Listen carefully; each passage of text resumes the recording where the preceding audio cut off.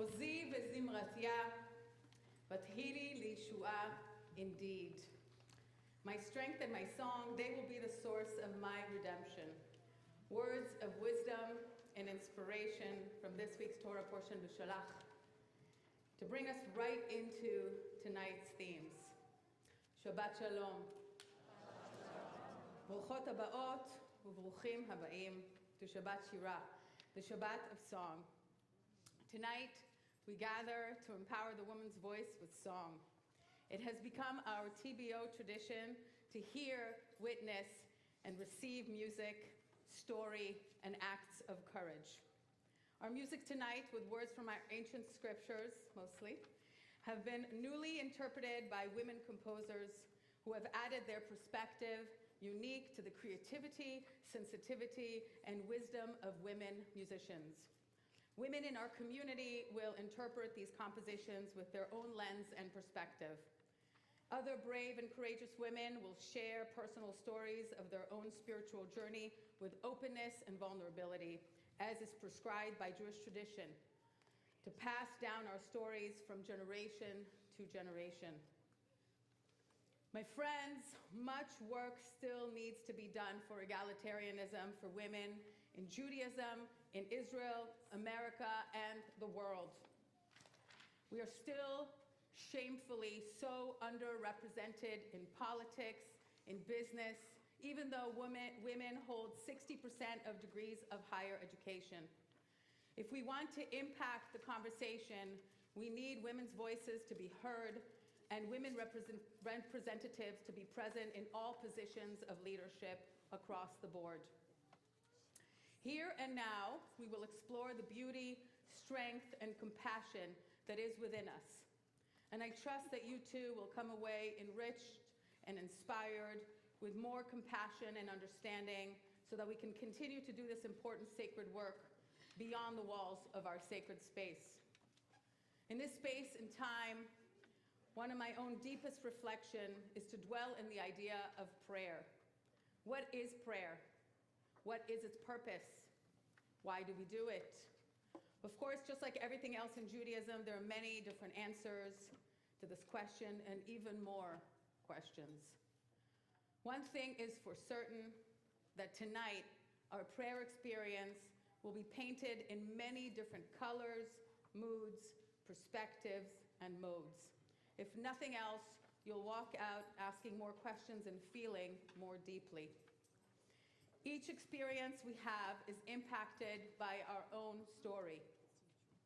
We all have our personal stories, but we also claim to have a communal one, the story of our people. We are a nation committed to have responsibility and feelings for our family, the Jewish people. As such, our hearts broke together as one great family on October 7th, 2023. When we gathered here last year for this program, we were shocked and heartbroken and continue to feel trauma daily. We couldn't even grieve properly as the atrocious acts of that day continue to echo in our minds, and the current reality still breaks our heart. There are the pains and aches of war that followed that day that claimed the lives of thousands. But there were 251 people that were taken and held captive. This made grieving, healing, and moving forward practically impossible. It's as if our hearts can't keep on beating. This Shabbat, in the Torah portion that marks the moment that we transform, that we begin to tell our story as a people, an ancient nation, we sing that song of the sea that celebrates the very definition of being free, in joy. We transform from a nation of slaves to a nation of free people. That is what we are told to remember and tell and retell in the Haggadah of Pesach. That's why we have a Seder, to remember and remind ourselves to express thanks for our freedom. But how can we rejoice when 79 of the people in our family are still being held against their will, away from their home and their families? Their identity and definition as humans is denied. How can we rejoice when we have no clue what has happened to the two babies, Ariel and Kfir Bibas? We can't get that horrid image of their mom Shiri sobbing while clenching onto them for dear life and being taken away regardless. This reminds us of the horrors that we said never again to, not so long ago. Only this week, the international community marked 80 years to the release of the death camp in Auschwitz. That image should be etched on our hearts forever and remind us to always be compassionate, to always be grateful for family and for life. And Judaism commands us to remember, to pray, and to choose life. So tonight, we will pray. We will pray for the release of the remaining 79 hostages. We hope that they're alive. We will grieve together for many lives lost. We will remember those we love. We will express gratitude together for our life and our family. We will rejoice with the families of the hostages that were recently released and rejoined life and freedom. We will celebrate every moment in our lives and bring it into our awareness in this sacred space and time. Mostly, we will listen carefully to the voices of all the daughters of Miriam that will share wisdom, story, beauty, and song in this Sabbath of song, Shabbat Shira. I'm going to do my thank yous now while I have you still fresh. First, welcome to all of you who are here, to our longtime community members, and to our guests that are in our larger community. Thank you for being here to be part of this. You are supporting something that I think is really important and good, the woman's voice. Thank you for engaging and thank you for showing up. Thank you to everyone that works at TBO, rabbis, staff, maintenance, for making it all move all day. You work hard and you try hard. Thank you to all the participants of Shabbat Shira, the professional and lay. You brought your whole heart and soul to this. Thank you for your sacred journey with me. Some of you got a little dose of crazy with the love. You've all worked your tuchas off and brought so much beauty. Thank you to the women who share so openly. I hope you feel like writing will elevate the questions you ask about your Jewish journey and identity. Thank you, Hallie. It's not a secret that I adore Hallie Bayer aggressively. Hallie Bayer is a sort of magical fairy. She flies around and her magical sparkles are everywhere. She is responsible for the stunning artwork and the design in the program, but she does so much more. Her giving to this community is infinite. I couldn't name it all. We're all very, very lucky. I don't know where I would have been without you. I could go on, but I'm going to stop. Yeah. One more thank you, Katie, Albert. Thank you. You are wonderful. Your work on the slides and the research you did. Thank you for your great ideas and being someone I can trust all the time. So fast. The Song of Miriam in Parashat B'Shalach is just the strength the ancient Israelites needed to move forward in joy and love. The Israelites declare freedom at the shores of the sea, and Miriam leads the women in dance and song. The community follows, and a people is born. We renew our kavanah to recognize the women's voice of the past, to honor and celebrate the present, and encourage women to shape the future. Please take a moment now to say Shabbat Shalom to each other. Introduce yourself to someone you don't know.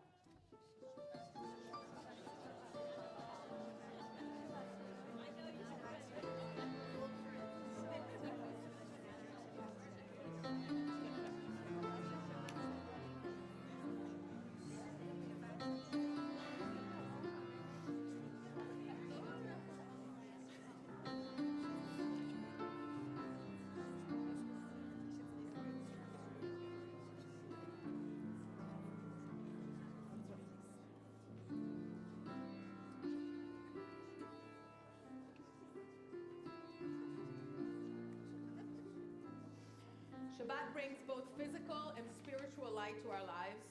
To increase light in this sacred space and moment, we invite Abby Vascain to light our Shabbat candles. We honor her in her own moment of light in her life, the birth of her second child. Abby is a courageous woman who knows that motherhood is one of life's greatest gifts and a lifelong responsibility that can also bring complex experiences of fears, anxieties. Sometimes motherhood is a source of all that is wonderful in our lives, and at other times motherhood tells the story of the greatest pains of loss. In this moment of gratitude and light, we honor the entire rainbow of motherhood's possibilities, as it is all part of life. Grateful for new and renewed life, I share the words of a mother who has been a role model of strength, resilience, wisdom, sensitivity, joy, gratitude, and loss. This poem was written by Rachel Goldberg Poland before her son Hirsch was brutally murdered by Hamas. This poem on page 9 in your program is her expression of love and hope. I pray that we can all be touched by such love, strength, and hope in all of our lives.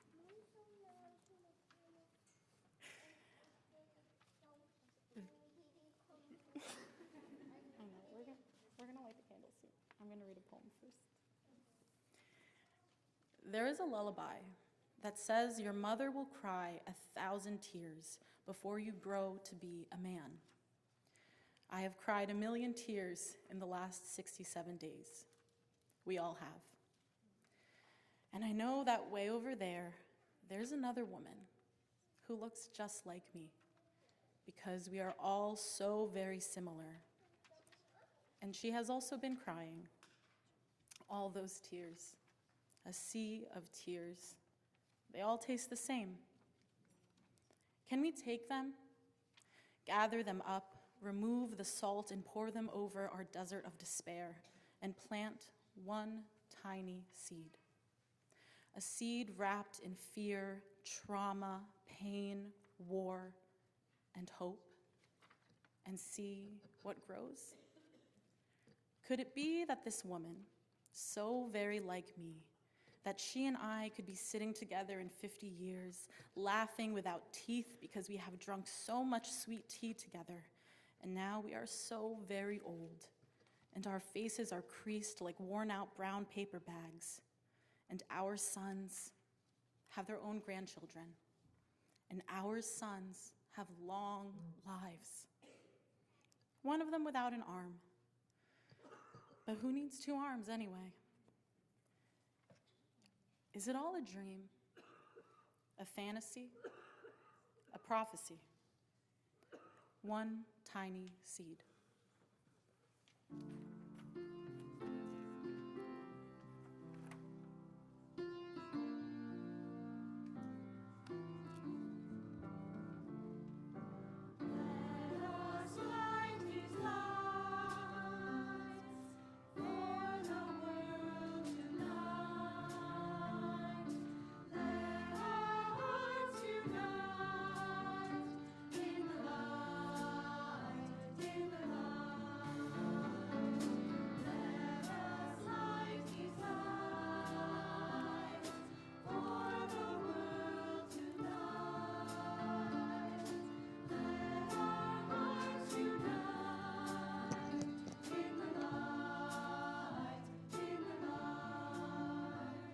Baruch atah Adonai Eloheinu melech haolam asher kitshanu b'mitzvotav v'tzivanu.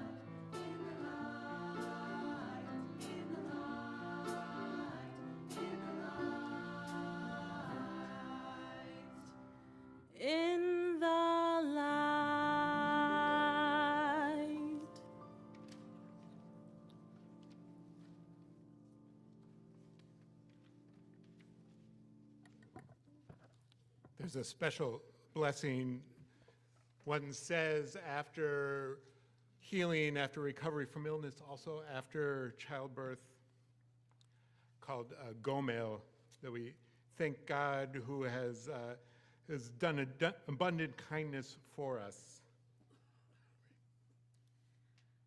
Baruch atah Adonai Eloheinu melech haolam, hagomel lechayavim tovot shegmalani kol tov. Amen.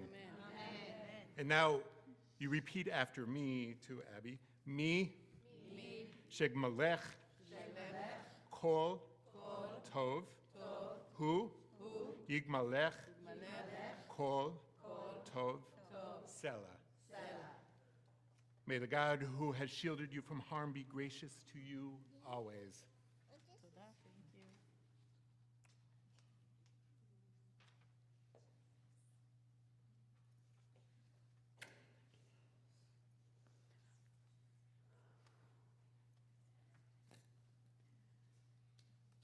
A new musical setting from Rabbi Cantor Shani Ben Or and her writing partner Boaz Dorot, setting new music to a 12th century Sephardic medieval poet Yehuda Levi, who wrote My Heart is in the East, expressing the love, peace, and joy and abundance we receive in celebrating Shabbat.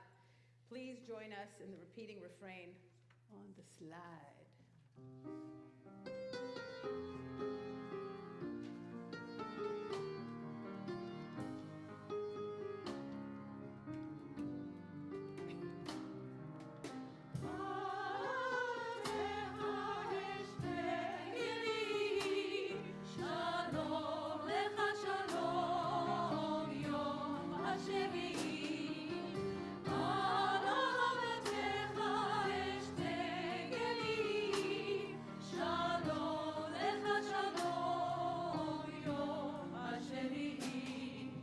ששת ימי מעשה לך כעבדים, אם אעבוד בהם אספר נדודים, כולם בעיניי הם ימים אחדים, מאהבתי לך יום שעשועי.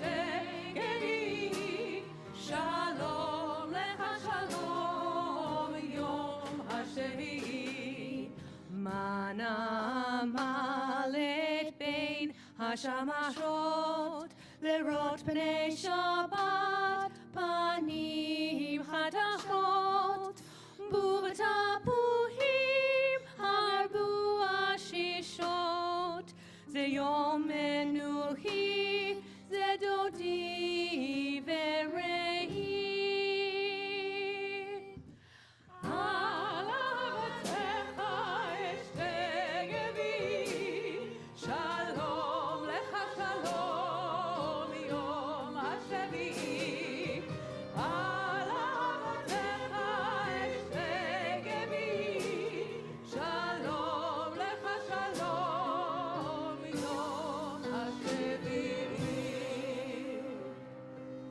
Chadodi is on page 20.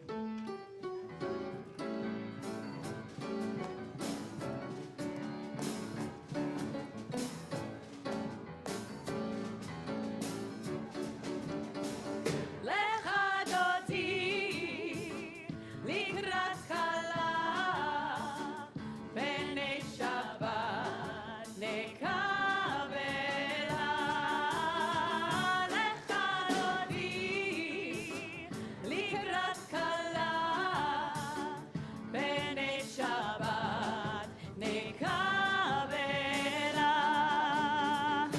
שמור וזכור בריבוי אחד,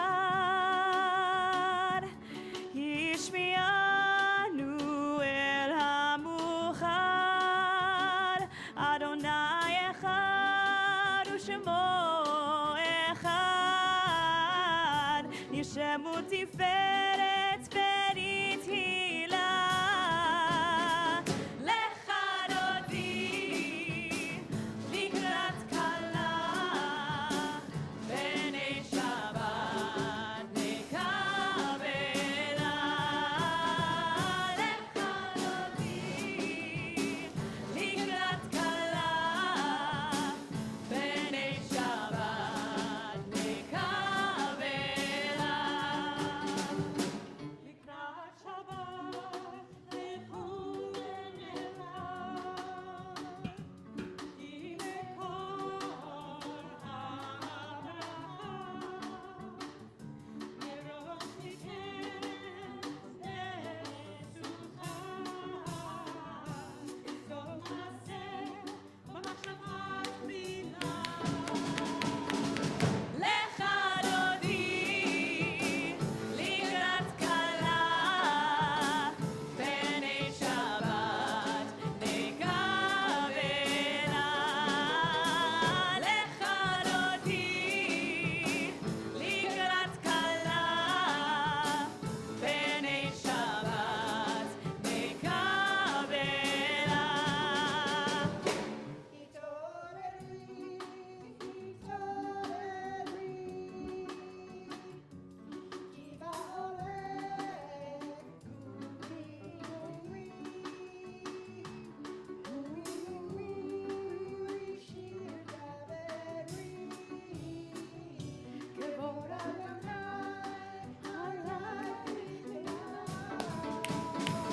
לך דודי לקראת כלה, בני שבת נקבלה. לך דודי לקראת כלה, בני שבת נקבלה. בואי לשלום עטרת בעלה, גם לשמחה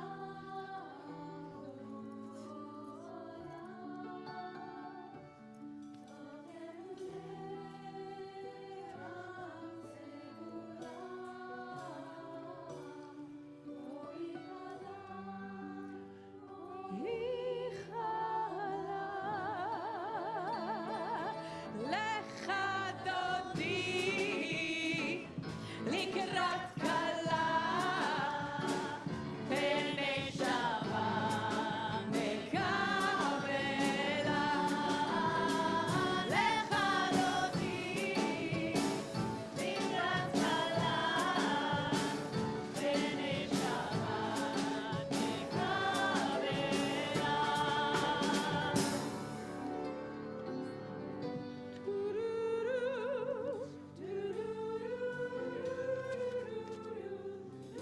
We're on page 28 in the prayer book.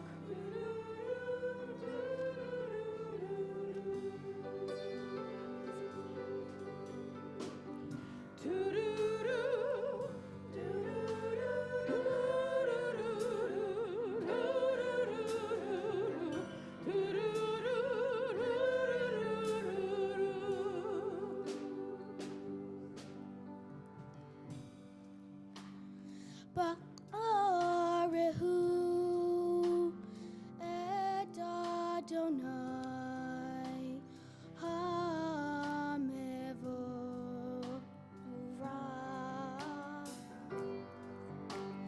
Baruch Adonai ha'mevorach le'olam.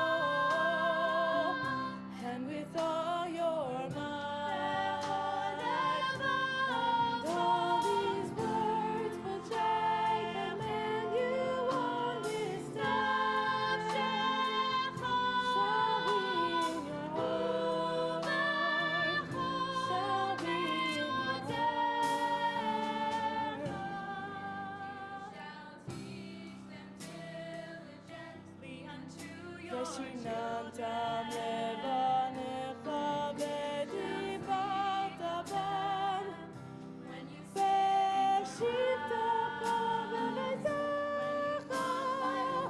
ובלכתך בדרך ובשוכבך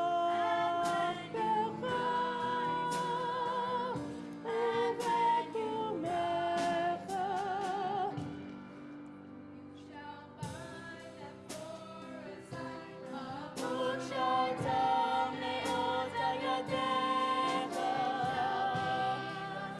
והיו לצדקות בין עיניך וכתבת על מזוזות חוגיך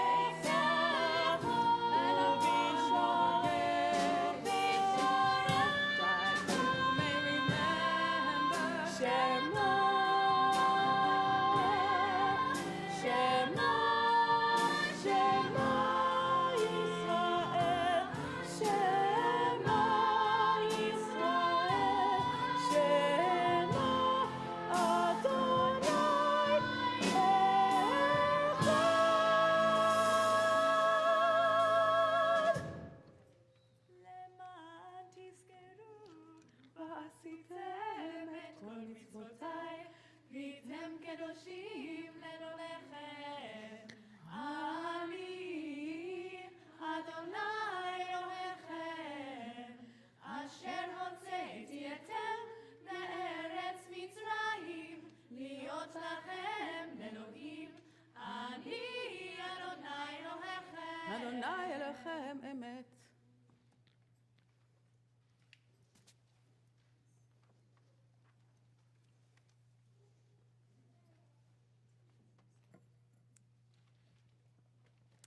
Shabbat Shalom, and thank you. Thank you for this mic. Okay, there we go.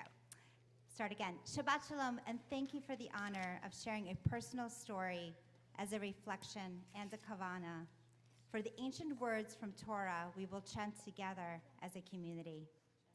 As we gather here in this sacred space, surrounded by warmth of community, we come to this moment in our prayers that remembers our birth as a nation.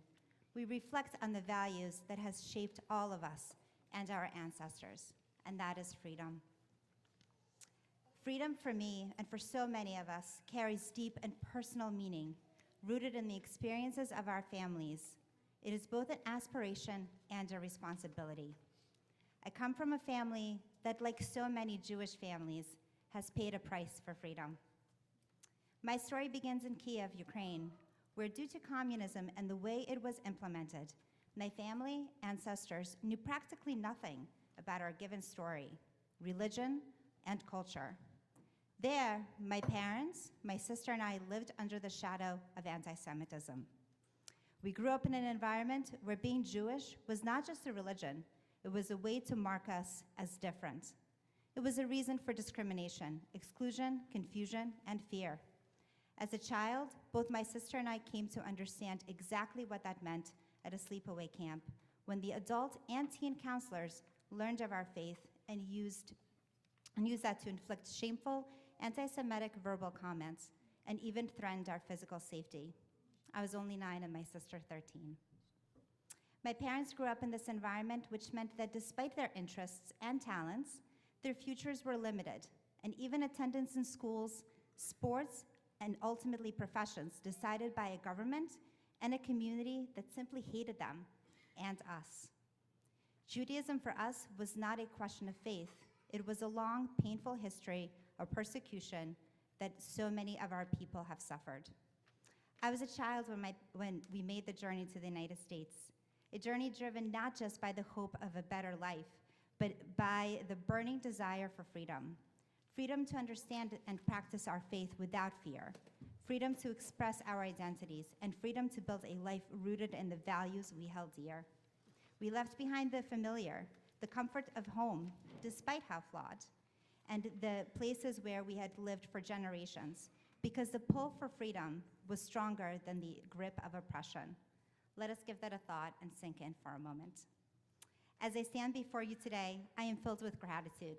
Gratitude for my parents, my mom here in the audience, for the sacrifices they made, for the courage they showed in the face of adversity, and for the fact that I was able to grow up in the US that, despite its flaws, offered the kind of freedom my family could only dream of. I feel a deep sense of gratitude, but I also feel a sense of responsibility. As Jews, we understand better than most that freedom is precious and a hard-won right. Our history is a testament to the struggle for freedom. Freedom from slavery in Egypt, freedom from oppression through every period in our common history, and in every corner of the world.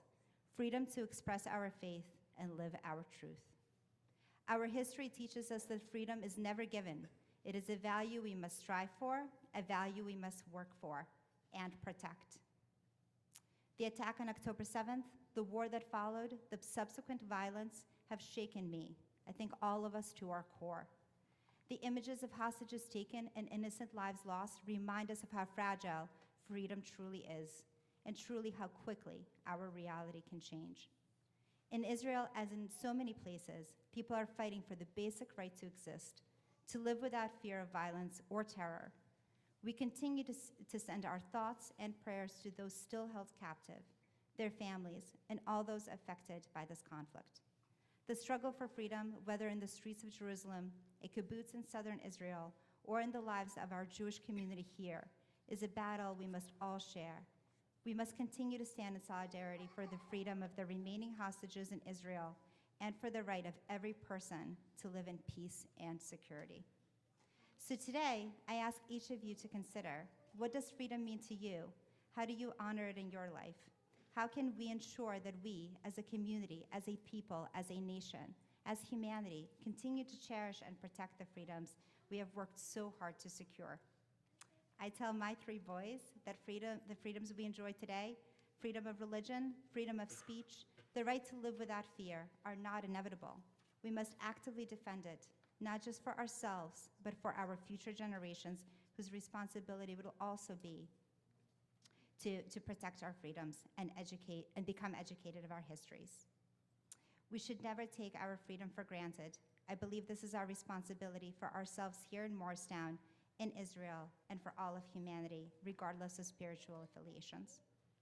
When we light Shabbat candles and gather with our loved ones each Friday night, at home or in the sacred space, we remember the sacrifices that were made for us to be here, free to worship, free to live, free to be ourselves, and of course to educate our future generations. May we never forget the price of freedom, and may we always hold it close to our hearts. Thank you.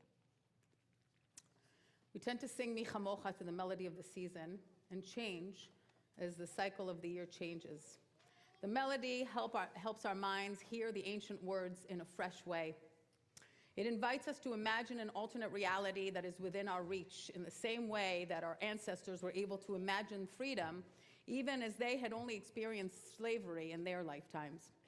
On Shabbat Shira, we lean in even more into these words as we will chant them directly from the scroll in just a few moments. We proudly sing the Mi Chamocha to the melody written for this moment by the modern-day prophet, musician, and composer Debbie Friedman, who you'll also see has a page of recognition in the program, who emphasized and accentuated the action at the shores of the sea with her Miriam song. Tonight we mark 14 years since we lost Debbie Friedman on Shabbat Shira. Through her sacred musical work, women have been empowered and encouraged to lead, to follow in Miriam's footsteps of prayer, song, and dance. Debbie forged a path to empower Jewish people to own their prayer experience, to sing the ancient words with melodies that felt personal and accessible. She helped us increase in joy and meaning, and tonight we sing her tunes so that we can be reminded to be courageous, to jump in and not wait for an invitation to be part of the conversation. When we are true to ourselves and this message, we know we can do great things. Please join us in song and dance. Mi chamocha betupim uvimchulot.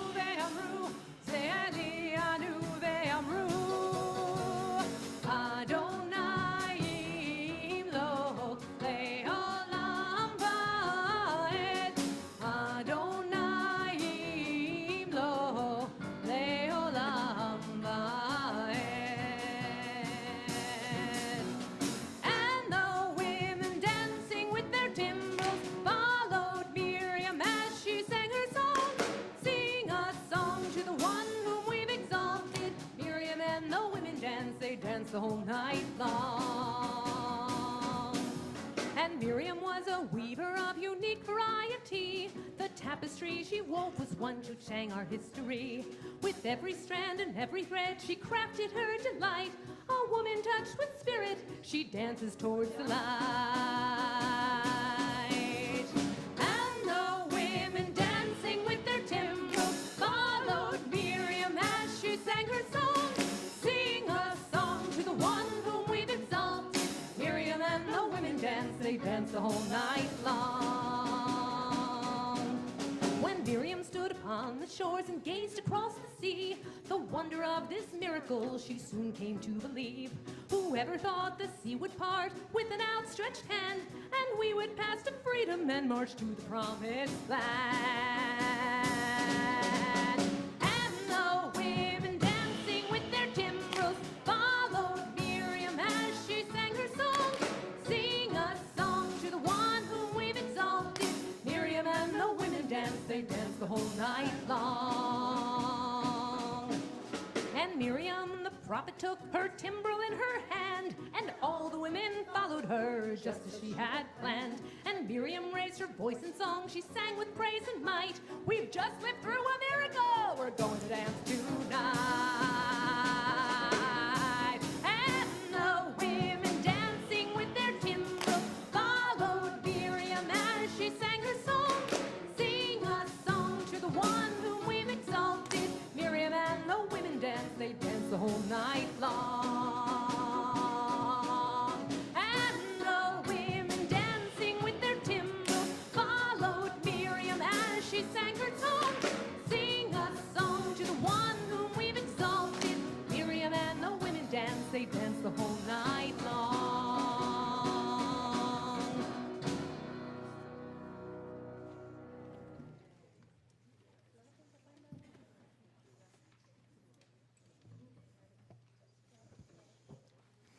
Please join me in reciting the reading on page 10, entitled Peace, Please, by Rabbi Karen Kater. We gather together in faith and hope to pray for peace and for the safety of the people of Israel. Help us, Adonai, our God, and protect us in our hour of need, touching our hearts lest they harden with despair. Guide our thoughts lest they are overcome with fear. Bring healing to the wounded, strengthen those in mourning.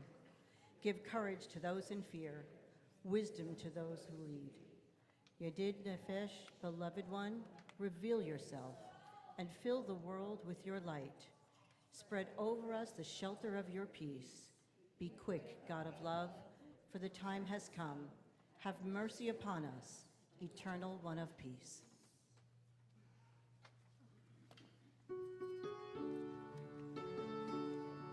We're on page 42 in the prayer book.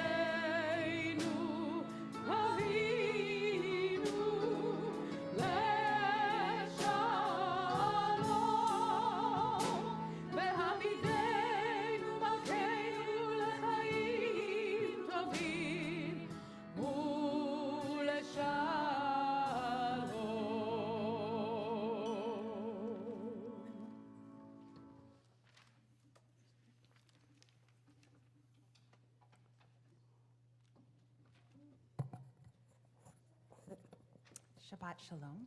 Shabbat Shalom. Lance and I met while teaching in New York City public schools. We were introduced by a mutual friend at a bar in the city one night.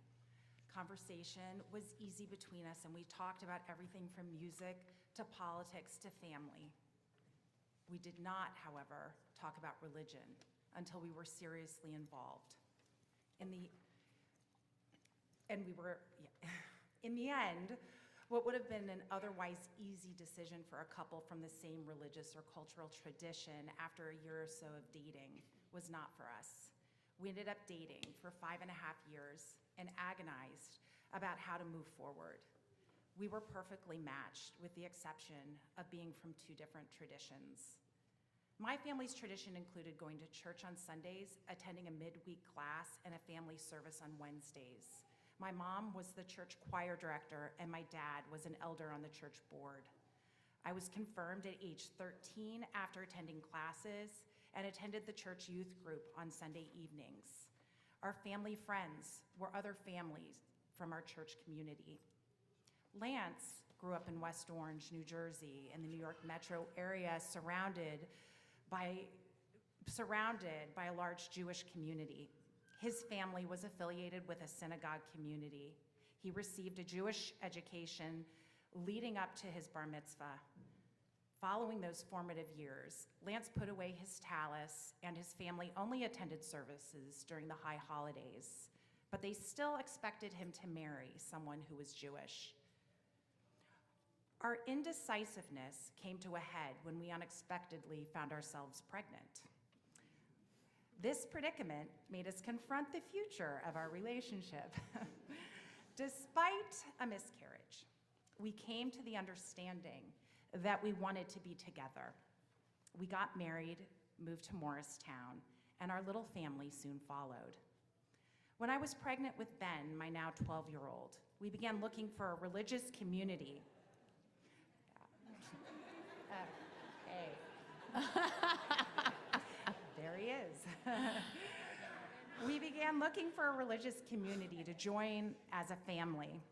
I'm using the word religious because that's what I thought it was, even though Lance explained to me that he himself was culturally Jewish, as were most of his Jewish friends.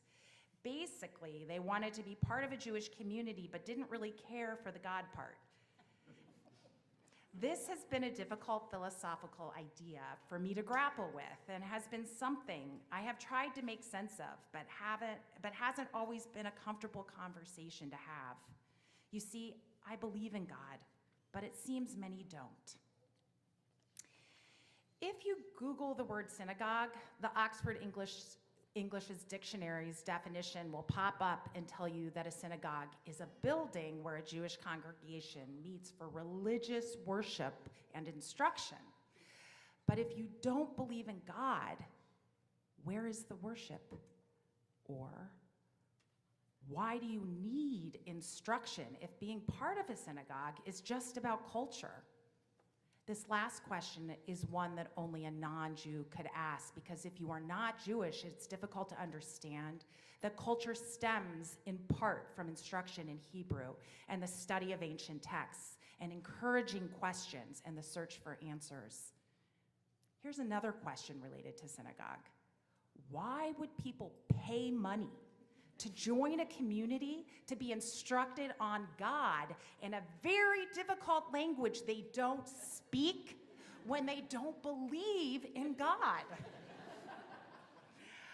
I bet we could all put our brains together and think of easier ways Jews could connect with other Jews than joining a synagogue. So why then are folks here? To be completely honest, my lack of understanding that Jewish instruction was not about God per se, as much as it was about constant reflection, learning, and questioning about what one believes, was at first painful for me. For me, God was defined differently at the start of my interfaith journey that began over 15 years ago. Making sense of who God is and what spirituality is for me and my family and where it fits into this Jewish community has been ongoing. It has brought more questions, some very painful, such as, Is God just a crutch I cling to make order out of chaos? Or where am I going in this life of mine, and is there a point? Does anything I say or do really matter? Or why do I still feel connected to Christianity when blind faith is something I don't have? There are also mixed thoughts and feelings such as, I feel Jewish when at church and Christian when at temple. Or wanting to explain, but also not wanting to explain to friends while I'm celebrating my son's bar mitzvah a month after celebrating Easter. People have questions about this sort of thing, and it isn't easy to explain, and I never have a clear, concise answer. But I know that Christianity is the lens my parents gave me to see life, and like a first language, I can't just stop thinking in it. And don't want to, because it connects me to them and my ancestors. As for my children, we have obviously raised them here at TBO. They have grown up here like I grew up at my church, attending Sunday school, singing in the choir, and attending midweek classes. They are connected to this community, but I'm constantly looking and wondering if they feel connected to God. What is their relationship with God? I know this statement is a reflection of my background, so I want everyone to understand something.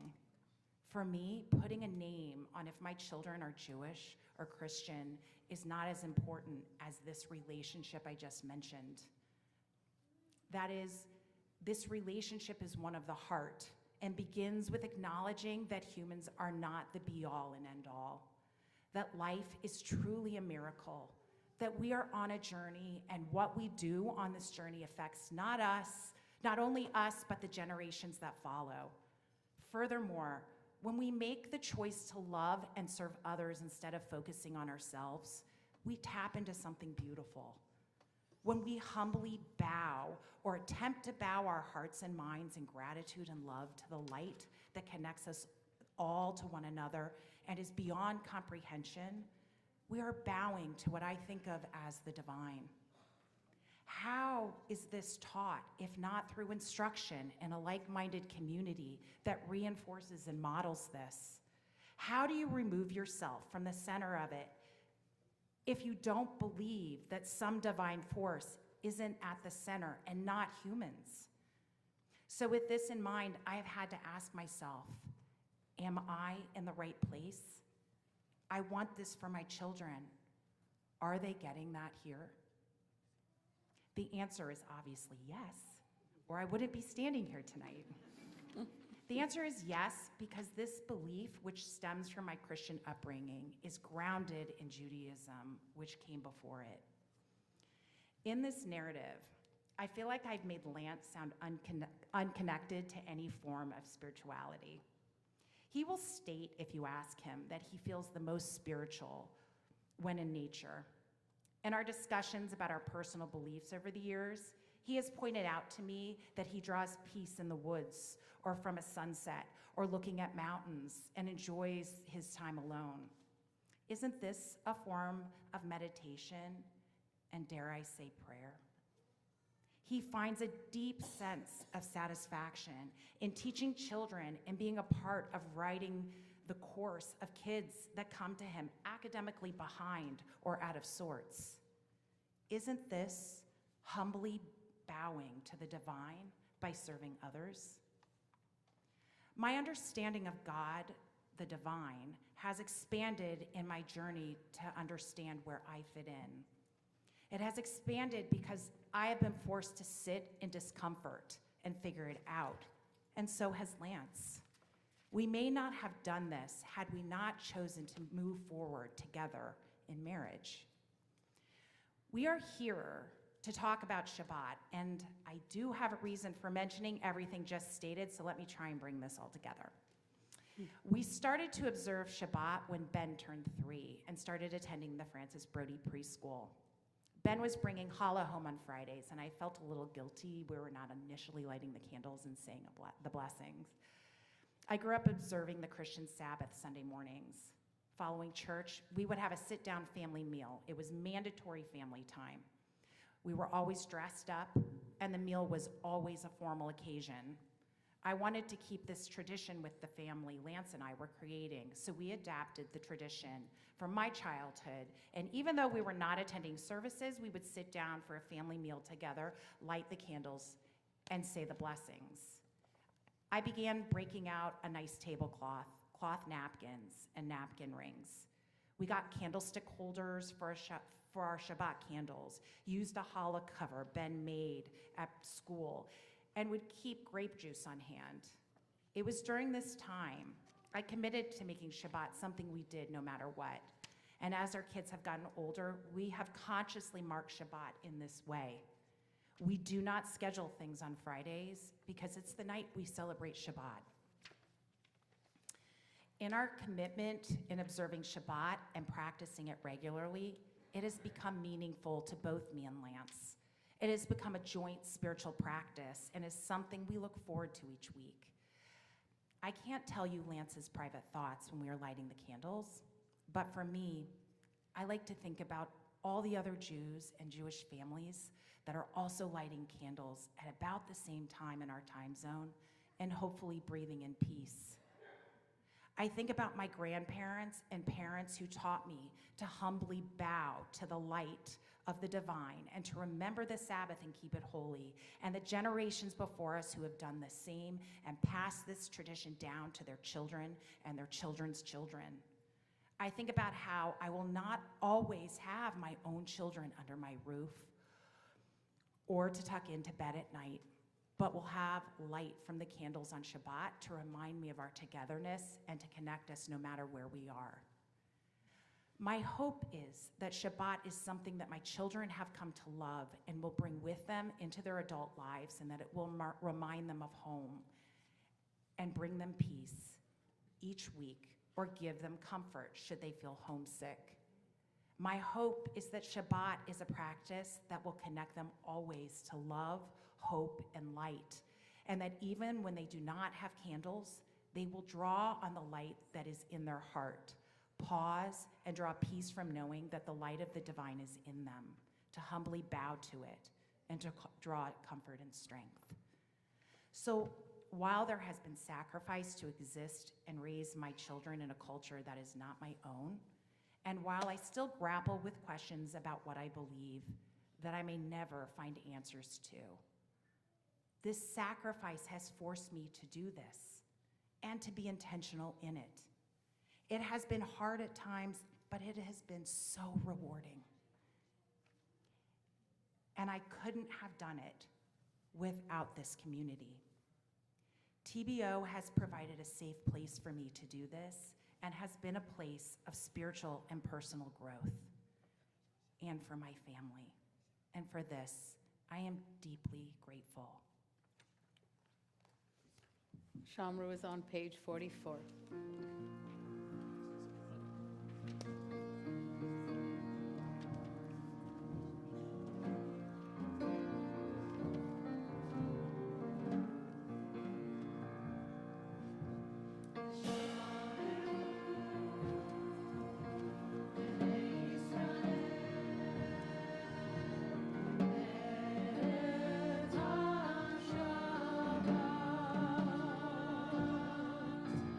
Shabbat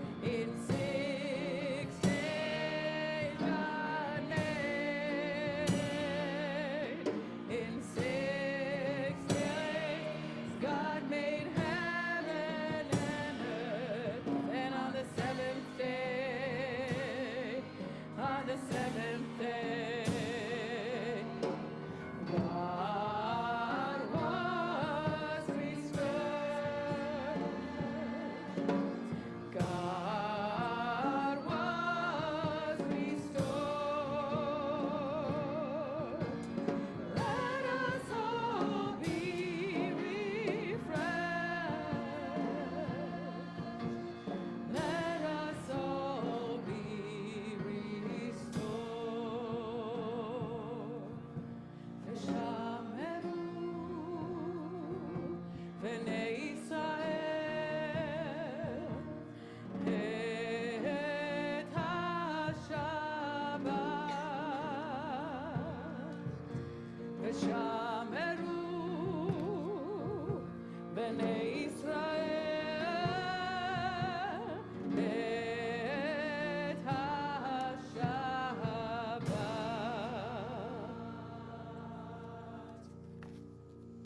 The Amidah, translated as the standing prayer, provides an opportunity for us to go inward and pray independently or with our own personal words of prayer. It is an opportunity to draw us into a closer sense of connection with each other and the divine. In the evening, we traditionally pray on our own. Our prayer book encourages us to explore the ancient themes or pray with contemporary and alternative poetry to glean more meaning in this section of personal prayer. Tonight, I want to expand our possibilities of prayer. You're invited to use the traditional ancient words in our prayer book, starting on page 46 and ending on page 62. Or the kavanah, the intention set by the hopeful prayers of women in our program.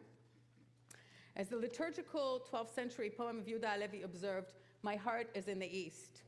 We incline our hearts to our homeland in the East and pray with two contemporary songs written by Israeli women. First, Habalad al Mechakot on page 6, the ballad for the women who await, has come to symbolize all the women in Israel who await painfully the return of their children, their fathers, their husbands, and wives to return safely from the front line, holding the fort down like true heroes, supporting their families and their homes completely on their own, waiting and praying for safe return. We will offer this prayer with words, music, and movement. Then, L'chzor Habayta, on page 7 in your program, is a song that was released after October 7th and has become associated with the release of the hostages and their safe return to their families and their homes. May this moment bring about feelings of love for the homeland for all of us in this space. These women's voices, inspired by motherhood and the voice of compassion, add an artistic expression of women through dance and song. These contemporary texts are in conversation with the central verse we elevate from tonight's Torah portion, "V'tetzena hanashim betupim uv'mcholot," and the women went out in dance and song. When examining and exploring the meaning of prayer, the language can offer a particular lens or a different perspective, a different way to think our thoughts and express our hope. Those of us who speak more than one language know well that expression can feel differently in every language. Feeling and knowing different ways of looking at the same picture gives us additional depth and richness. You may stand for this section as is traditionally prescribed, or stand upright in your awareness and be seated at your own time. May the Hebrew words of our ancestors and the experience of memory mingle and intertwine with the contemporary Hebrew words of these contemporary Israeli women poets, giving our ancient Hebrew language a new expression with a new sense of kedusha, holiness, that can enter deeply into our pure heart, our lev tahor. Lev tahor brali Elohim. Fashion a pure heart for me, O God. Create in me a steadfast spirit that I may carry on the legacy of these worthy women.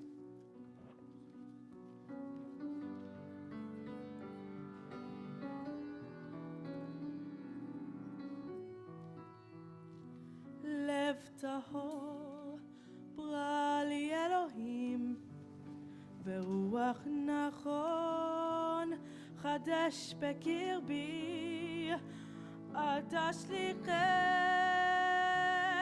מלפניך ורוח קודשך אל תיקח ממני אל תשליכני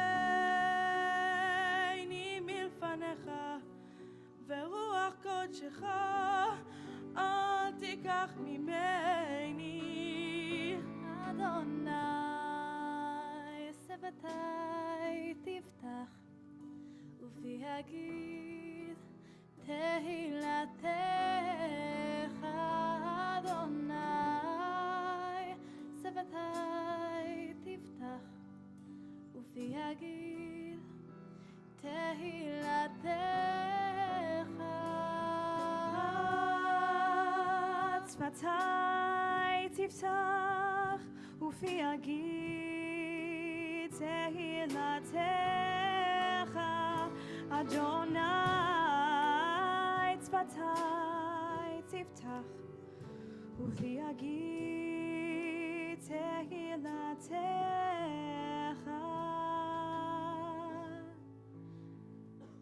לב טהור ברא לי אלוהים ורוח נכון חדש בקרבי.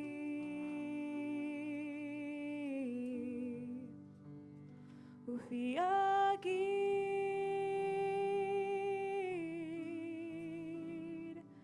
תהילתך.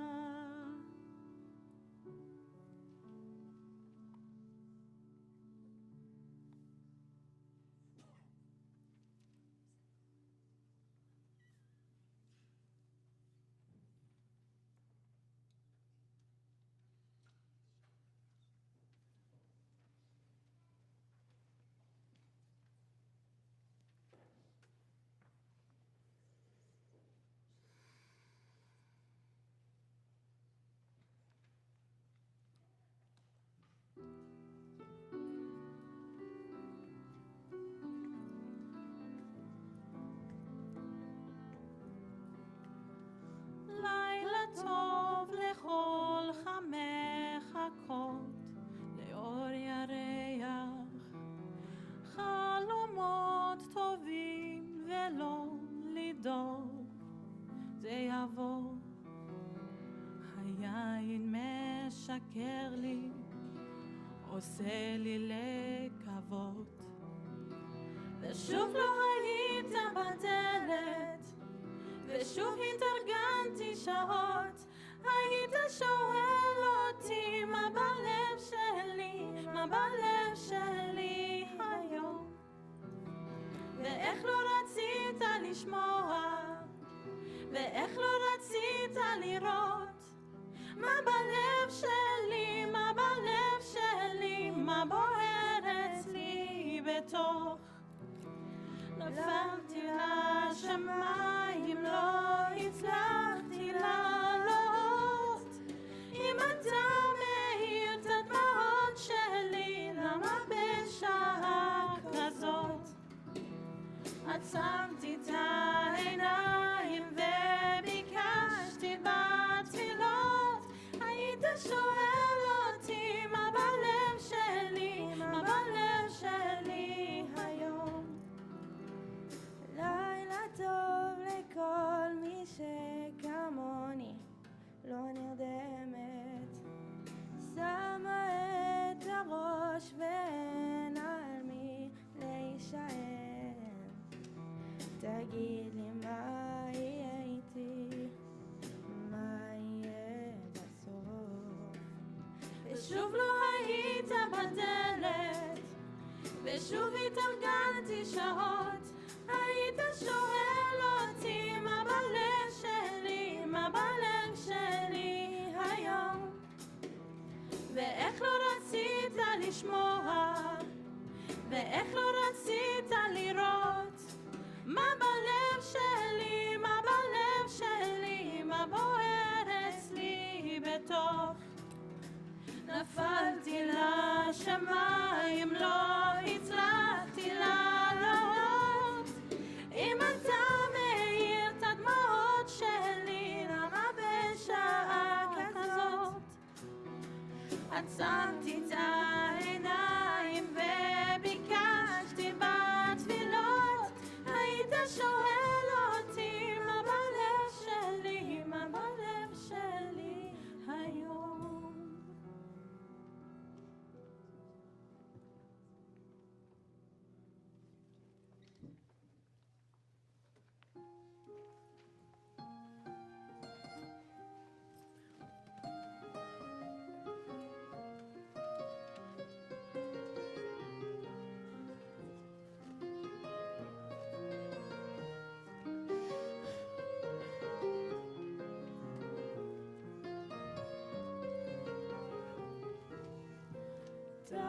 קשה חשוך כשהכל הפוך, מוצאים שבילים להתגבר, להשתחרר כל השאלות. מתחילות להיפטר. כשכבר חשבתי רגע לוותר, ראיתי את השמש מסנוורת את הרחוב. מכל הרע שבעולם שיהיה לי טוב, מכל הרע שבעולם שיהיה לי אור. כל התחלה נושאת איתו תפילה, תפילה שאשמר, כל נפילה אותי רק מעלה, ואני אהיה כבר יותר מכל מה שבוער למטה. בסוף הרי תמיד רוצים לחזור הביתה.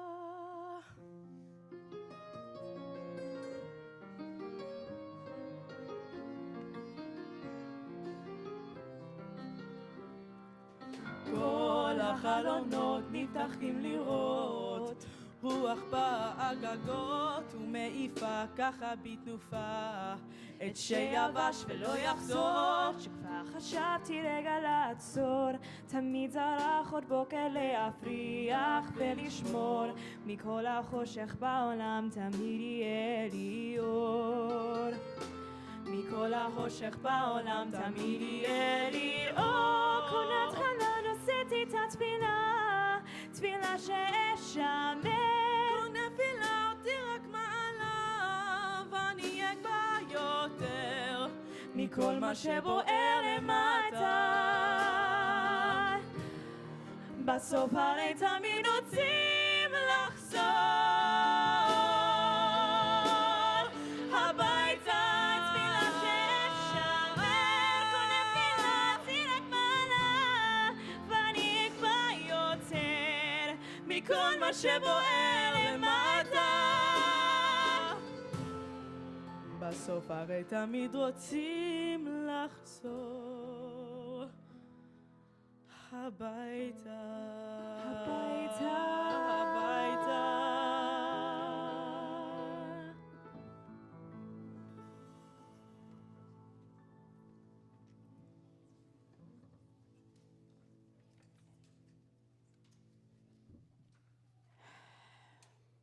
We begin our Torah service with song and dance. We honor Eve Taub for her beautiful work with the art gallery this year. She has brought beauty and elevated our space to give us more color and inspiration into the circle. Please rise if you are able, and please join us in dance if you are so inclined.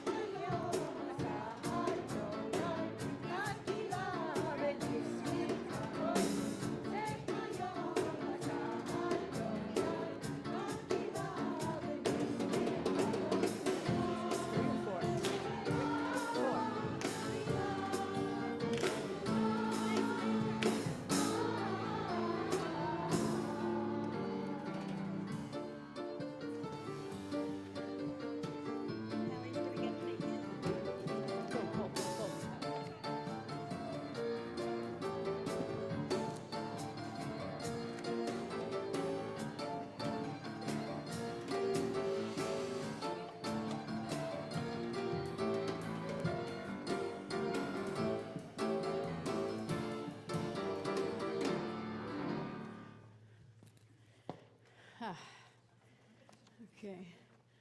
I need a program so I can see the order.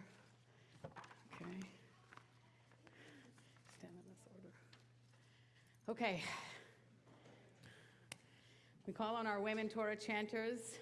We have a recent minhag, or custom, on the special Shabbat Shira to call on women who have never before chanted from the scroll.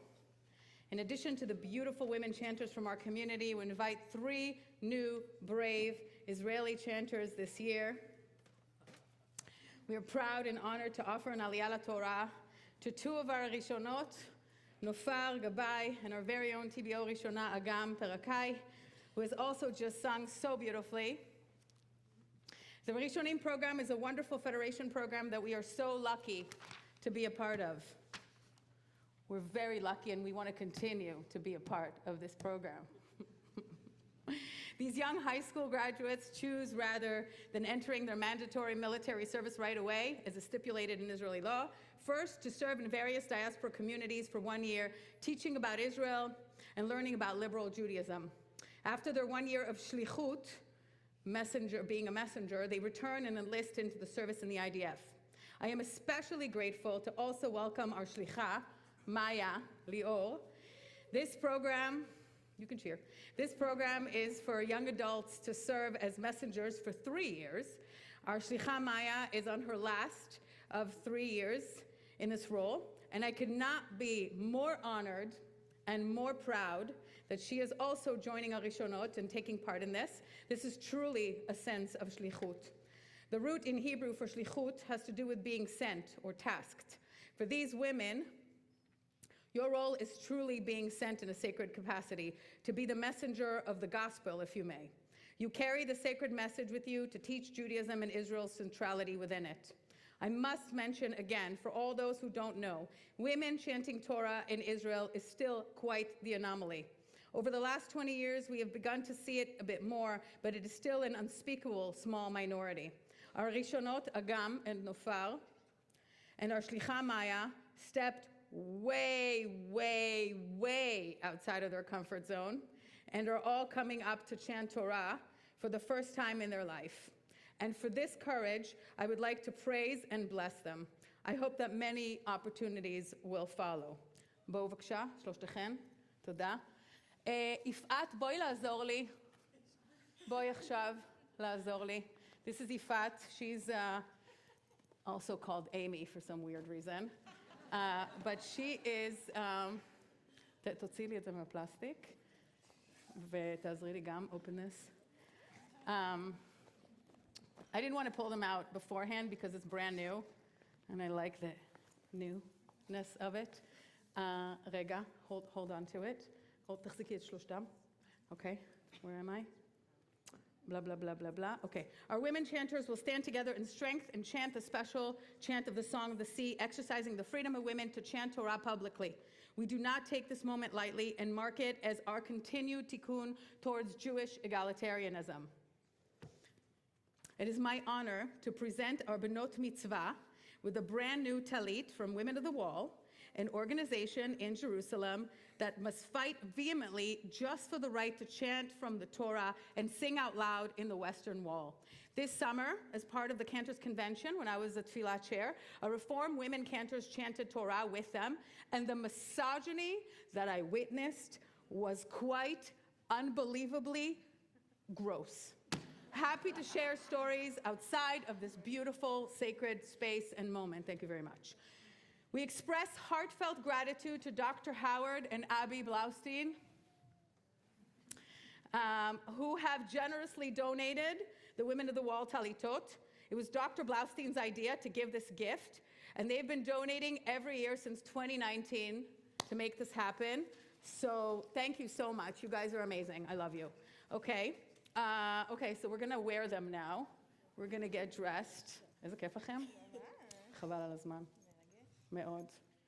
אוקיי, תפתחי. תכף אנחנו נעבוד על זה ביחד. עבודה קשה. רגע, תביא לי עוד אחד. יופי. אוקיי, לפתוח. אוקיי.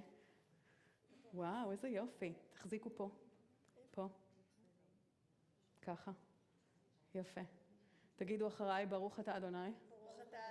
אלוהינו מלך העולם. אשר קידשנו במצוותיו. וציוונו. להתעטף. בציצית. יאללה. להתעטף. להתעטף. להתעטף. תתמודדי. יש דברים יותר קשים בחיים. זהו. מהמם. תעשו כזה שיהיה לכם נוח כזה. זהו. זהו. יפה מאוד, אחלה. תתחדשו. רגע, אוקיי. אוקיי.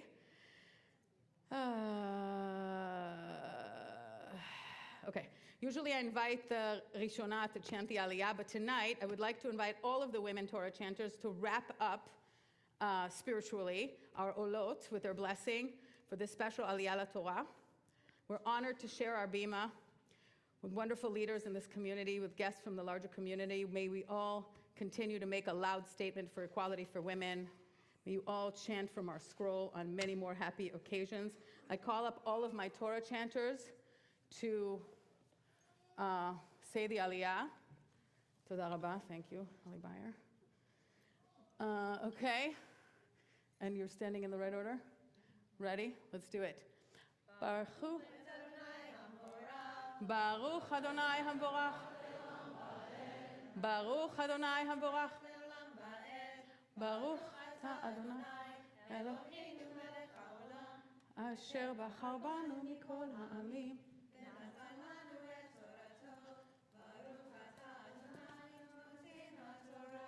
Amen. Az Yoshir Mo... Oh, yeah, that's Az Yoshir Moshe uvanei Yisrael et hashira hazot ladonai vayomru lemor hashira ladonai ki ga'o ga'a sus v'rochavo rama vayam o ziv zimratia vahili lishua zus ze eli ve'anavehu anohi ani ve'arom bemenhu Adonai ish milchama Adonai shemo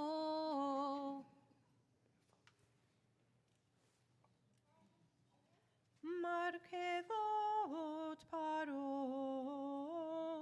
וחילו ירב הים ומבחר שלישיו טובו בים סוף תהומות יחסיומו ירדו במצולות כמו אבן ימינך אדוני נדרי בכוח ימינך אדוני תירץ אויב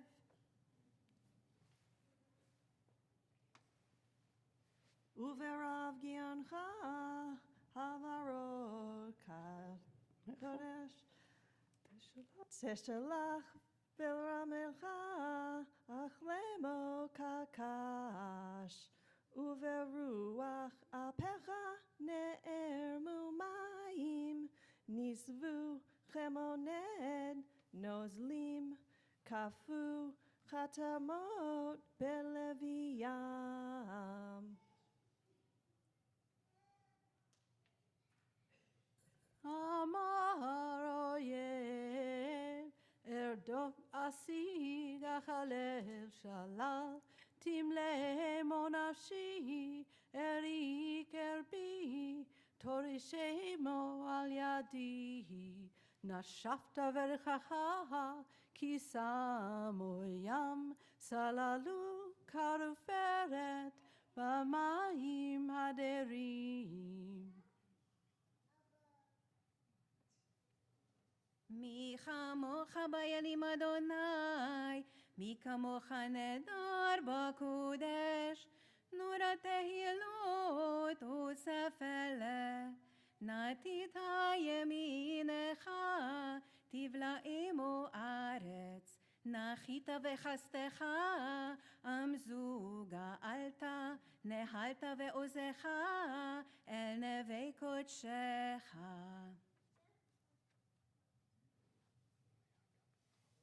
Shamu amim yirgazun chil achaz yoshvei pelashet az nivhalu alafei edom ele moav yochazemu ra'ad namogu kol yoshvei Canaan.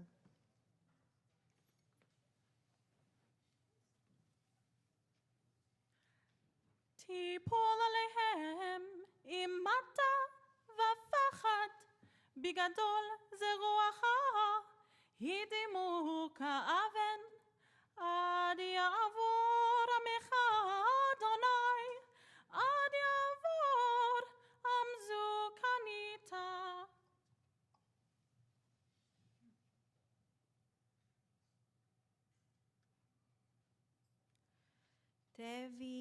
תביאמו ותטעמו בהר נחלתך, מכון לשבטך. פעלת אדוני מקדש אדוני, כוננו ידיך. אדוני ימלוך לעולם ועד.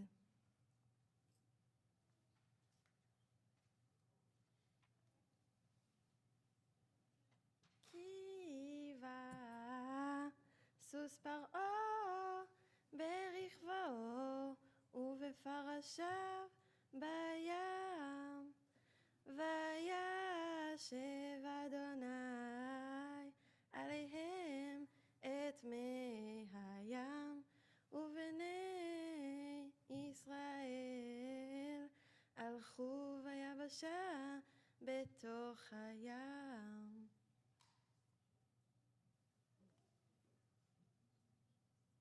ותיקח מרים הנביאה אחות אהרון את התוף בידה, ותצאנה כל הנשים אחריה בתופים ובמחולות, ותן להם מרים, שירו לאדוני כי גאו גאה, סוס ורוכבו רמה בים.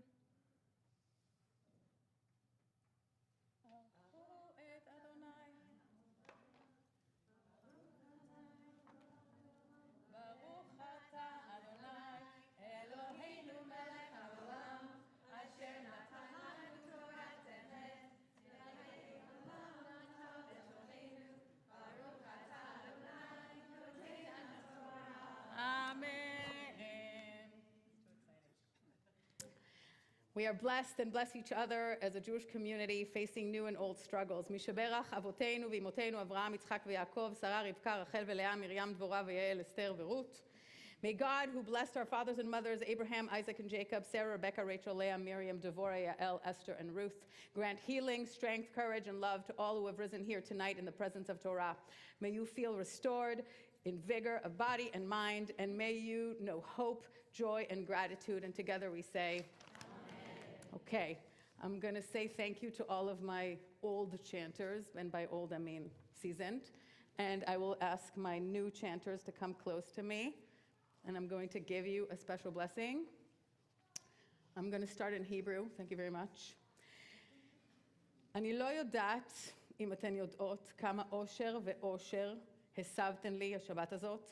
שנים אני עושה את זה, והשנה הרגשתי עוד יותר מתמיד שזה היה יותר חשוב. זה לא היה קל ונורא מלחיץ ושונה ואחר. אבל כמו אריות לביאות, התגברתן על כל הפחדים והקושי. בדיוק ברגעים שבארץ הקטנה שלנו הנשים הן אלה שמובילות כל כך הרבה מאבקים מוסריים, המאבק לשחרור החטופים, המאבק לזהות את העוול שנעשה לתצפיתניות, המאבק של ההתעלמות מהאונס הנורא שעברו אנשים ב7 באוקטובר. אני כל כך מעריכה את הרגע החשוב הזה לעמוד יחד איתכן, לעלות לתורה פעם ראשונה באומץ לב מול כל הקהילה הזאת, וכל העם היהודי שלא מאפשר לנשים להנהיג ולעלות, זה לא מובן מאליו. תודה שאתן נלחמות יחד איתי על הזכות הזאת, ושוויון זכויות לנשים תמיד. משבחת ומברכת אתכן על האומץ, העבודה הקשה והרצון לעבור מכשולים. מקווה שזאת תהיה פעם ראשונה מבין רבות אחרות, וגם אם לא, מקווה שזה יישאר זיכרון מתוק לסיפור חייכן. השליחות לגשר בין יהדות ארצות הברית לארץ היא משימה כל כך לא פשוטה, וככל שהשנים עוברות זה מרגיש עוד יותר מורכב. אך ללא ספק, אתן בטח מרגישות כמה חשוב הקשר והסיפור האישי. אתן הגשר, החיבור שמאחד את העם שלנו, אתן מייצרות את הקירוב וההבנה, גם הפיזית וגם הרוחנית. זאת אחריות ענקית שנופלת על הכתפיים הצעירות של כולכן, גם את, צעירונת. תמשיכו לשאת אותה בגאווה גדולה. In English. מאיה, אגם, נופר, and the other ראשונים. Are the other ראשונים here? חמודים. Okay, to all of you. You act as the living bridge of our people, studying our differences and bringing teachings from our homeland.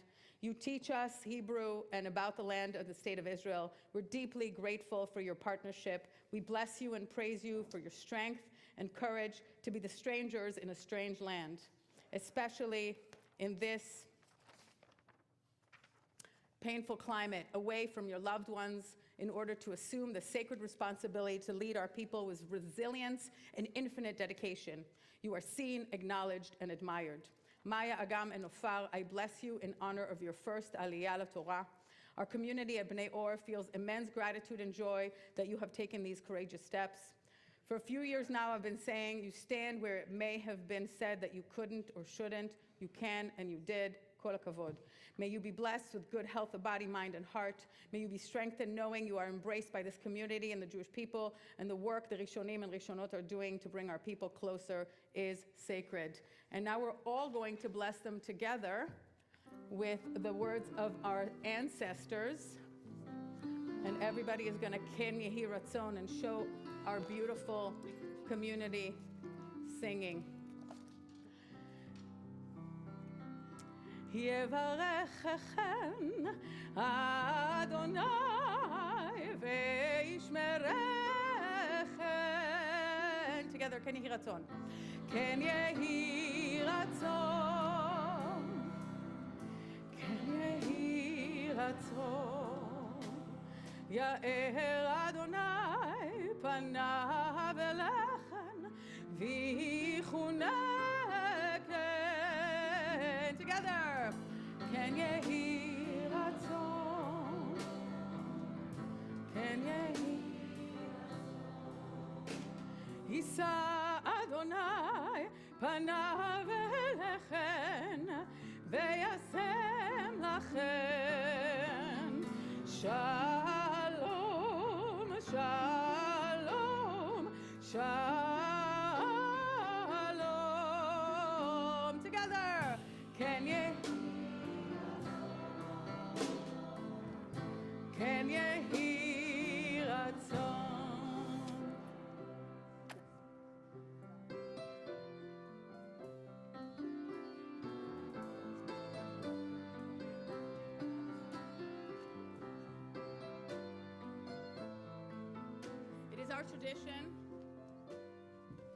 It is our tradition in the presence of Torah to say words of healing, to invoke God's blessings for healing to members of our community and beyond. We direct our hearts towards those in our community in need of healing and prayers. We have the names here, which we're all going to look at. And I'm also going to direct my heart and my eyes and my hands towards you out there. And if you want to add anybody you are thinking of at this time, please do so as my eyes meet yours.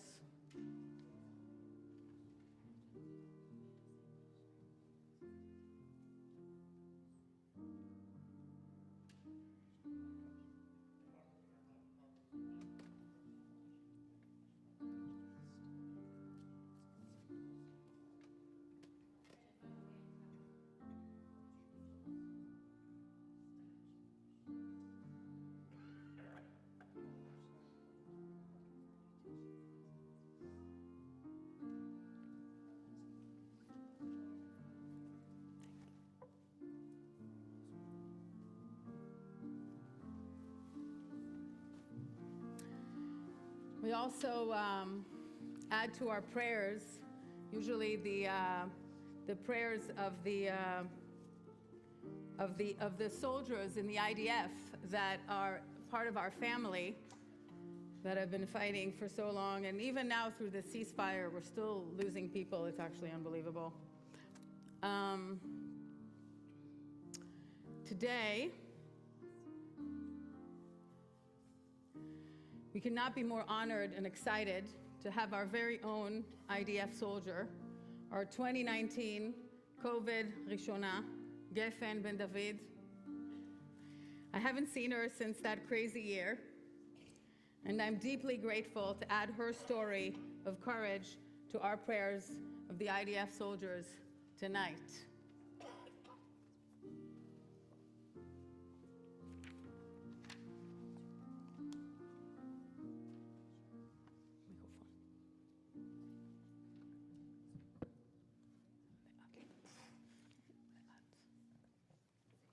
Shabbat Shalom, everyone.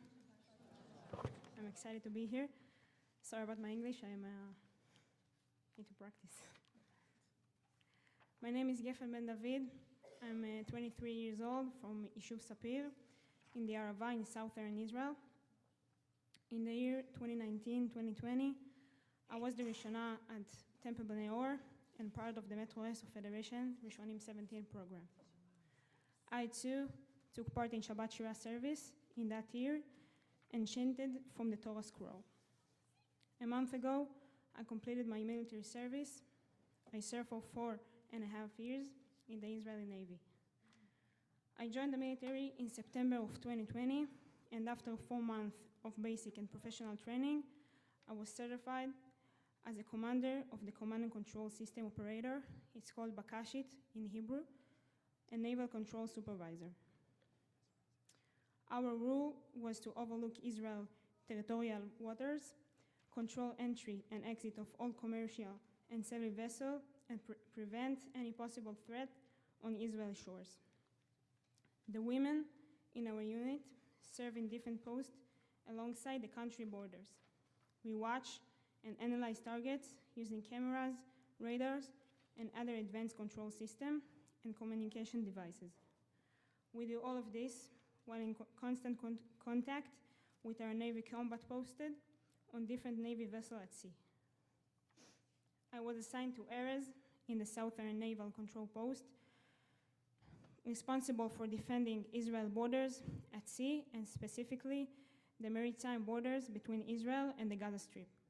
After a year in my role as a commander of the base, I went to an officer school and went back to serve in the Erez base as an officer. On October 7th at 6:30 a.m., I received a phone call telling me I need to get to the base as soon as possible and that we are at war. This was no simple task given that I live 4 hours away from the base.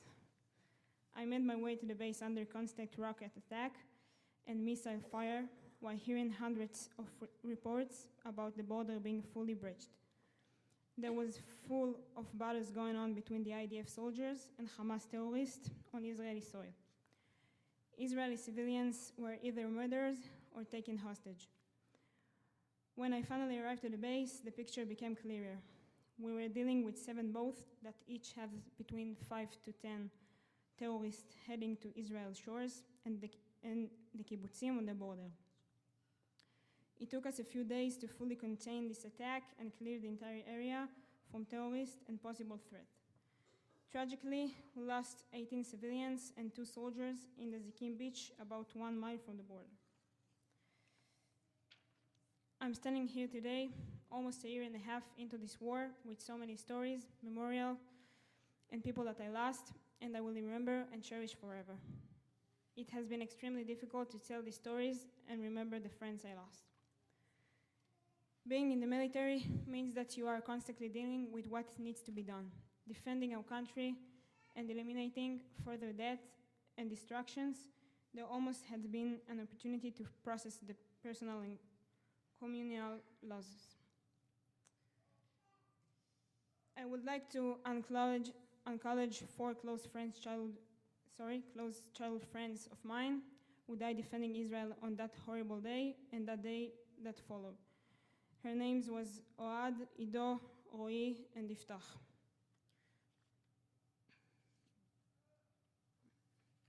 I'm extremely proud of my unit, my officers, and my soldiers for all the endless days and nights of difficult work, long shifts, and many challenges we have faced every day doing our mission to protect Israeli borders and allow the citizens around it to live their lives safely. In 5 years of my service in the Navy, the last 18 months have been the greatest challenge I ever faced. I am proud I had the opportunity to contribute, even in a small way, in this chapter of our history, and know I have done everything I can do to help in such difficult times. As a community and people, we are hoping this war will come to end and pray that all our hostages will return home as quickly as possible. It has been too long. We lost so many wonderful people during this war, and I'm truly grateful for the opportunity to be here and share a small part of our story. No matter how hard and painful it has been, we are hopeful and looking forward to better and safer days. Thank you.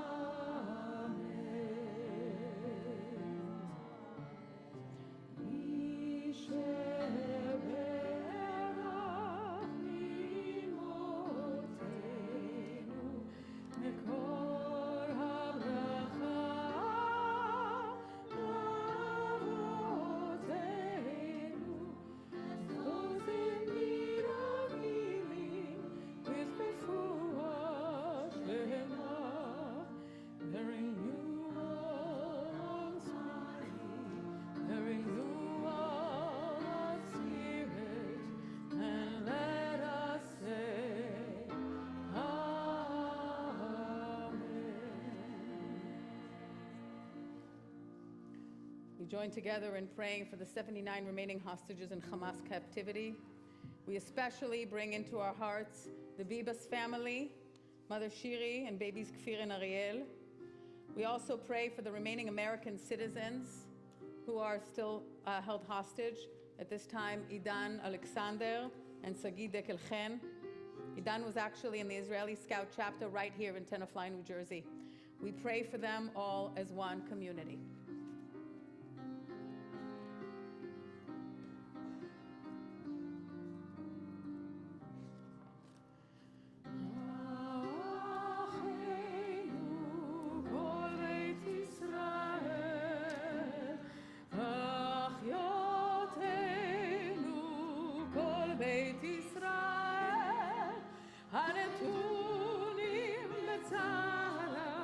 בצרה ובשביה, העומדים בין בים ובין ביבשה. המקום ירחם, ירחם עליהם, ויוציאם מצרה בלבוכה, ומאפל לאורה, ומשעבוד לגבול השתה בגלה ובזמן קריב. אחינו כל בית ישראל, אחיותינו כל בית ישראל, הנתונים בצרה, בצרה ובשביה, העומדים בין בים ובין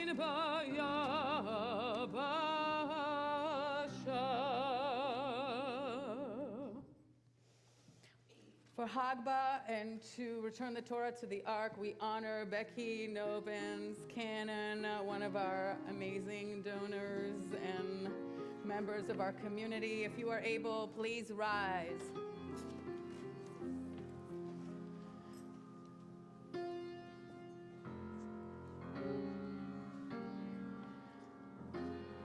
וזאת התורה שעשה משה לפני בני ישראל. על פי אדוני ביד משה.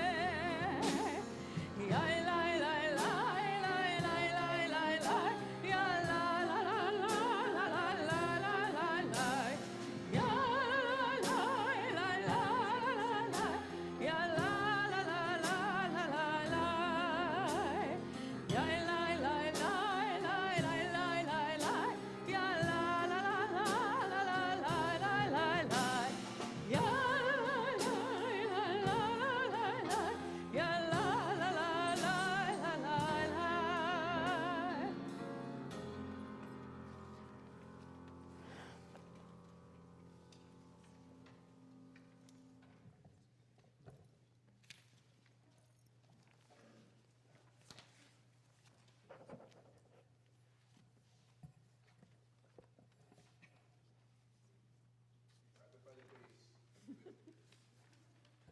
Oh, shoot.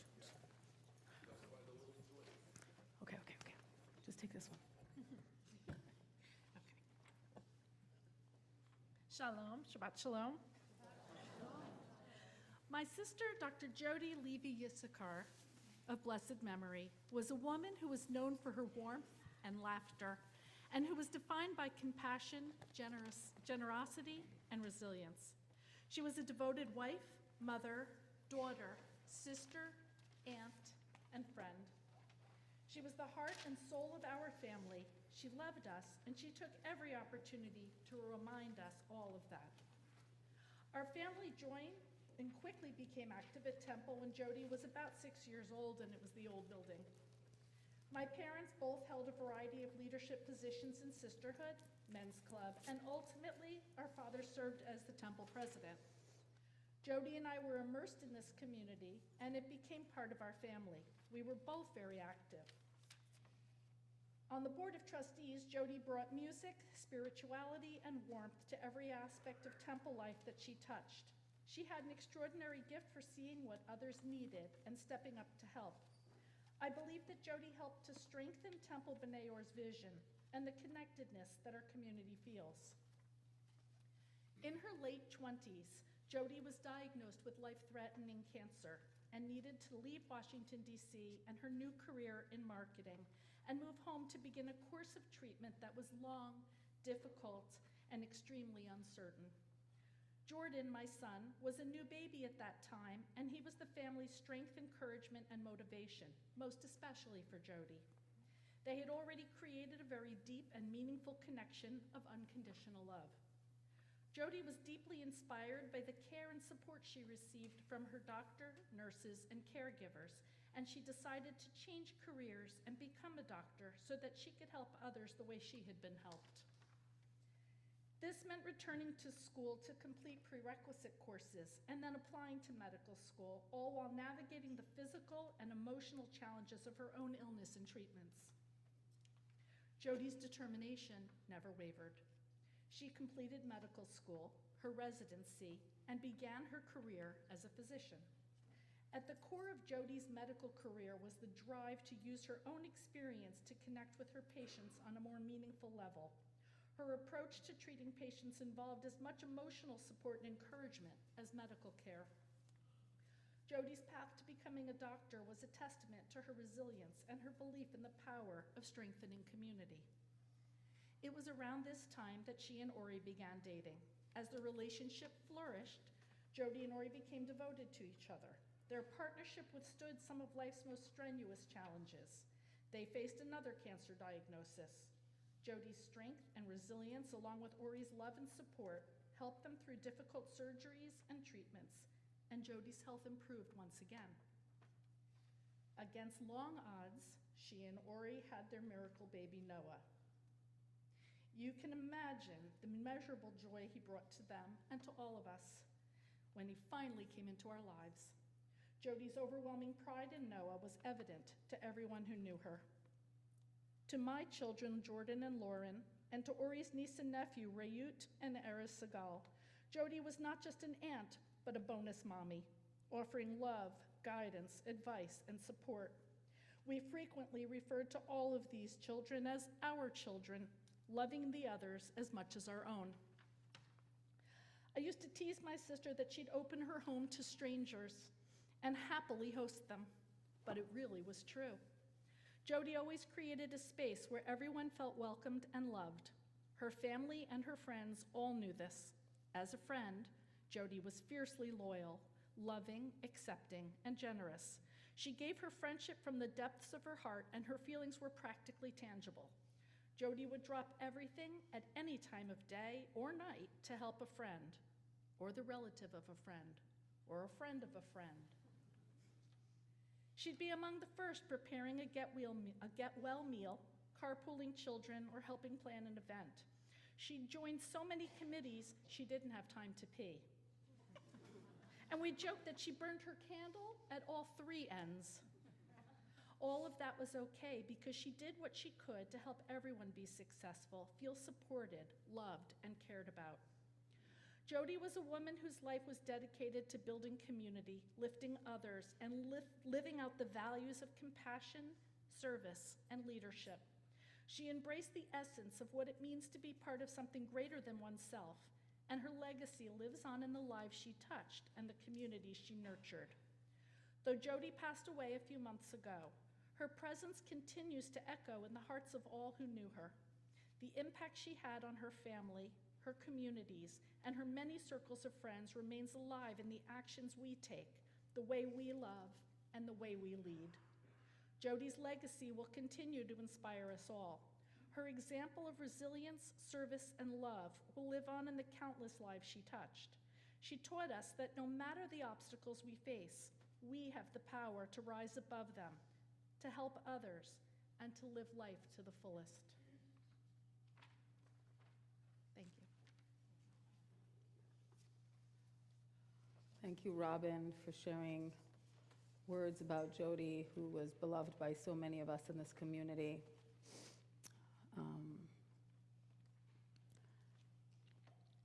May the light of her soul continue to shine and brighten our darkest nights. We add to the memories of our beloved Jody, the members of our community we've loved and lost. Tonight, we offer and extend our condolences to Richard Allen and Gloria Weiss on the passing of Richard's father, Jarvis Tim Allen. We also think in the period of Shloshim of Janine Hodges, Joyce Gaffin, Ken Christ, Norma Pollock, and Lauren Silverstein. I invite you to rise as I call your loved ones' names.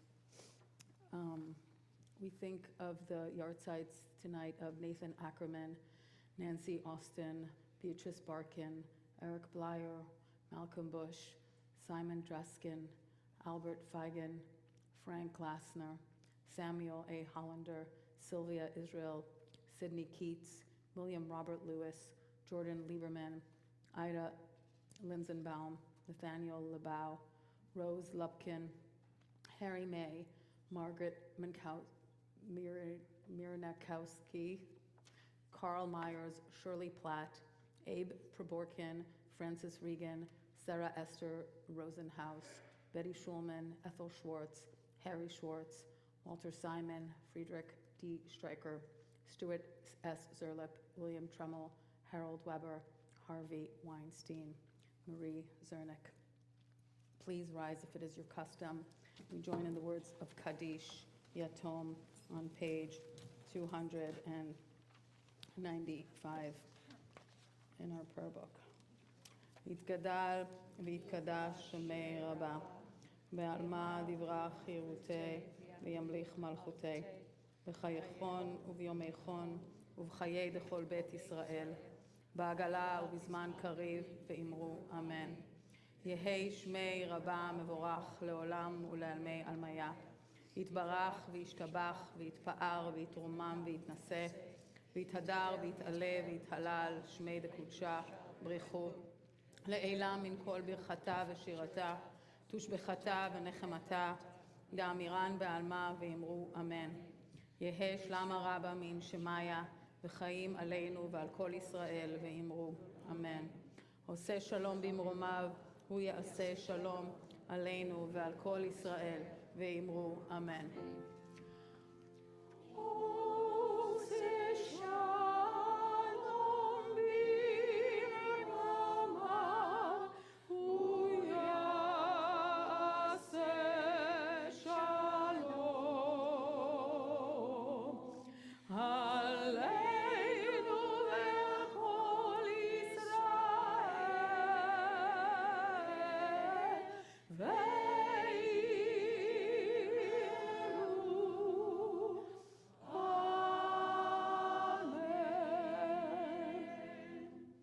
And we conclude our beautiful prayer experience with Kiddush.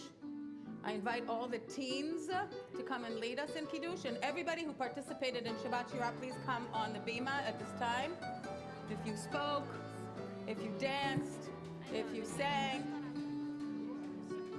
if you chanted Torah, everybody who participated, please come on the bima at this time. Ready? Nice and loud. Hold it.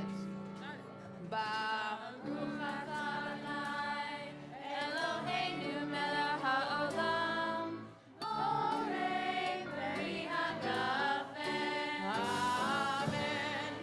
Baruch atah Adonai, Eloheinu melech haolam, asher kidshanu b'mitzvotav, v'ratzavanu, v'shamat kosho, v'ahava u'ratzon.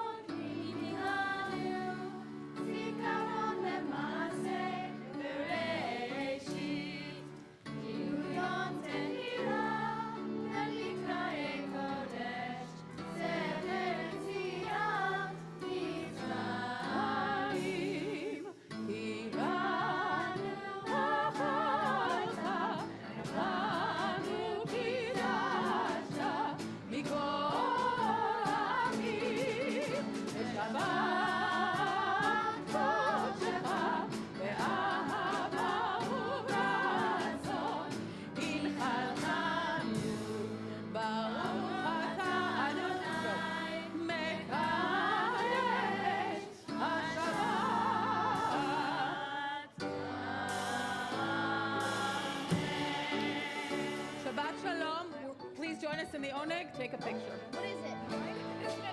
Everybody,